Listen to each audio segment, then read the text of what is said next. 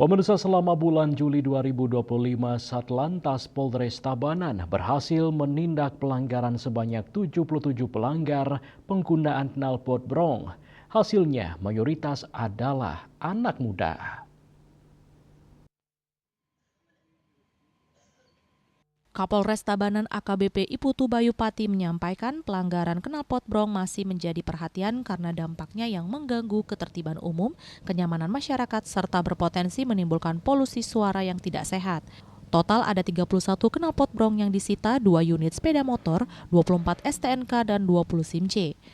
Penindakan ini menyasar pengendara motor yang menggunakan knalpot tidak sesuai spesifikasi teknis sebagaimana diatur dalam pasal 285 ayat 1 UU LAJ. Dari 77 pelanggar yang terjaring, tercatat 72 orang berjenis kelamin laki-laki dan hanya 5 perempuan.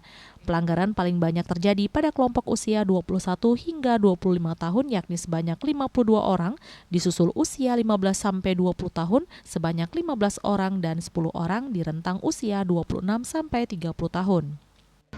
Lalu lintas, kami juga menyampaikan kegiatan yang sudah dilaksanakan terkait operasi Paku yang sudah berjalan 14 hari, yang berakhir pada kemarin hari Minggu. Menurut Kasat Lantas AKP Anton Suherman, razia digelar di beberapa titik rawan seperti Jalan IR Soekarno, Jalan Gatot Subroto, kawasan Kediri, hingga wilayah dalam kota Tabanan.